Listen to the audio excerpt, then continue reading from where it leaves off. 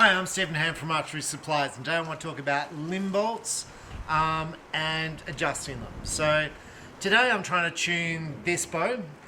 It's a new Fivix Argon X. I tried to have it ready for the state championships and I couldn't get it ready. I couldn't get it tuned. I was shooting terrible. So I was like, let's just shoot the normal bow and just move on. So now after the state championships, I want to tune this.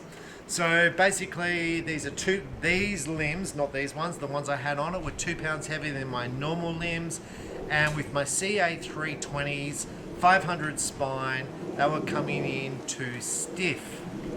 So the limbs were 46 pounds at 68 inches. They were coming in too stiff, so I made the plunger button slightly softer. That improved a little bit, but still whipping badly. So then I wound the limbs up a turn.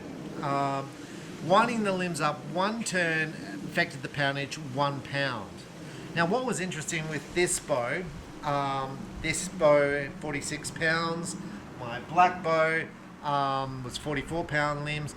The 44 pound limbs on the black bow were actually heavier than this bow with 46 pounds. So I'm like, oh, okay, so I'll wind it up and then I can get it a little bit heavier, all right? So obviously the black bow was wound in more than the green bow in the limb bolts. So this got me to the whole question of how much you can adjust your limb bolts. I get asked literally every day, how much can I adjust my limb bolts on a given bow? And the answer is I don't know. So I always say I don't know how much to adjust it, okay? I'm going to also say that every week someone strips out their limb bolts adjusting their bows. And I've done videos on this before and it's a pain in the butt for me, because you stripping out your limb bolts is not a warranty.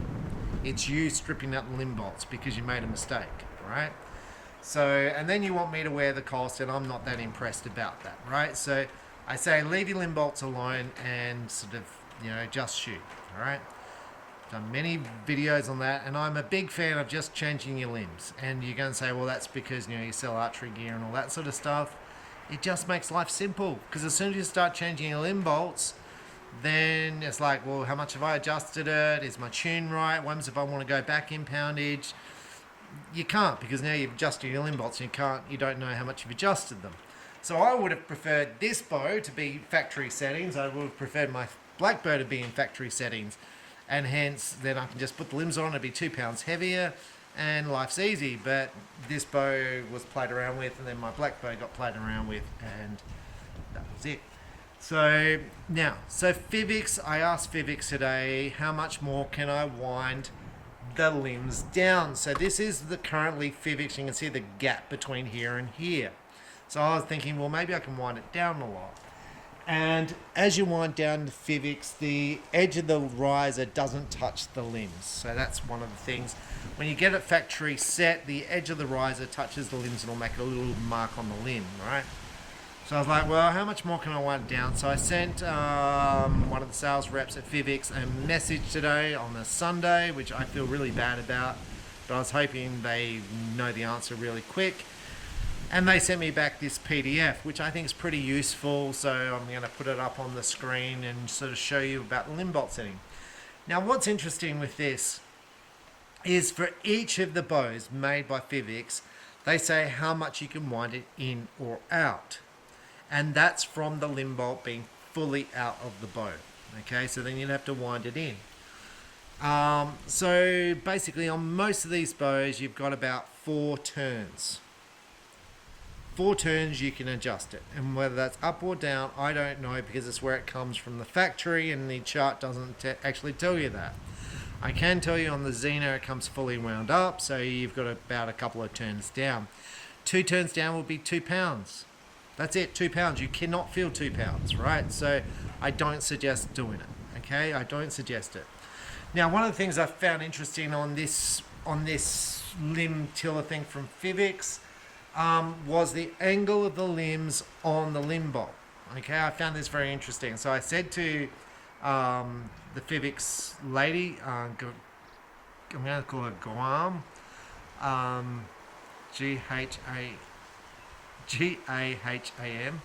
I said, so it looks like my limbs are about as far up as I can go with my poundage. So my problem was my bare shaft is to the left of my fletched arrows, right? And it came out really bad at 49 pounds. So then I wound it up one turn and went to 50 pounds. These were the 46 pound limbs. I'm 29 inches long, right? 500 spine. With the ice points, 500 spine, they work fine, right? So the CA320 is like an X10, same weight as an X10. X10s are heavier, so they come out a bit slower, so it looks like stiffer spine. So then what I did is I grabbed some new limbs. So I grabbed some 48 pound limbs. This is them on there. The bow poundage then jumps to 53 pounds. So it jumps to 53 from 50. The limbs are 2 pounds higher than the 46. So 48 is 53 at my poundage, at my draw length, and that's the bow pretty much fully wound up. Okay, recurve limbs are measured at 28 to give you an indication. So moving from 49 pounds to 50 pounds, the bare shaft moved in one ring. So the group of arrows was at the right of the target, in the 9 sort of ring. The bare shaft was, towards a 7. When I then moved it up 1 pound, it moves across to a 9. And now I'm at 53. They are smacked together, so it's spot on at 53. And my grouping looks really good, so I'm very comfortable with it at this poundage.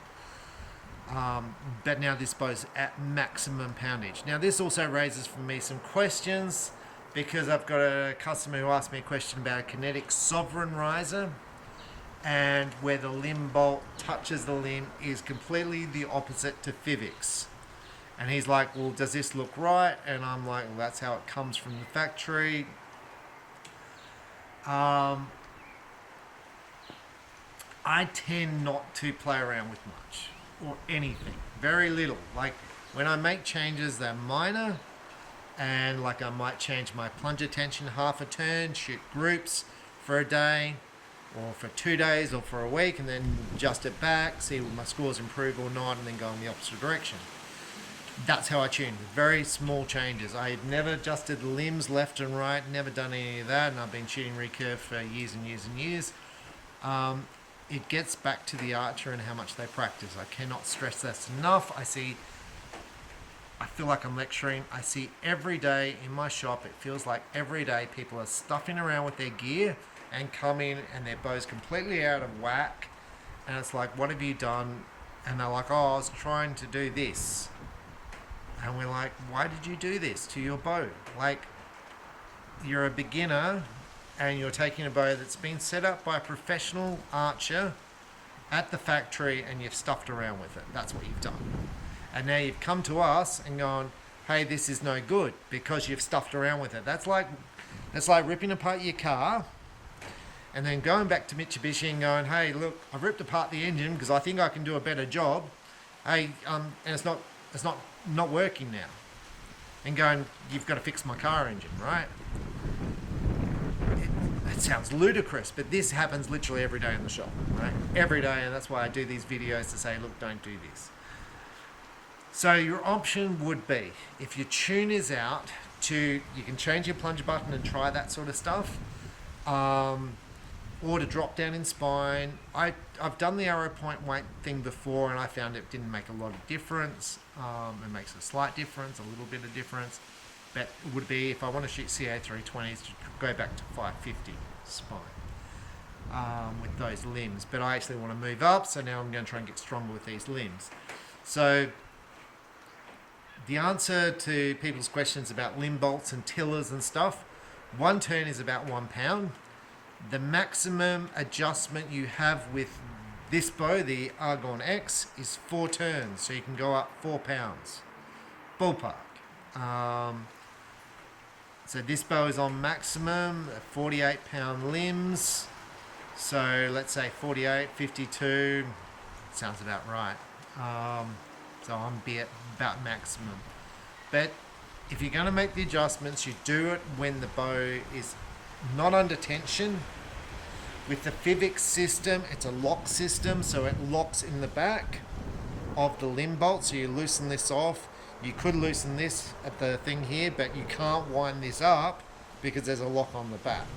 But you can unwind it. Always make sure there's enough threads if you are unwinding it.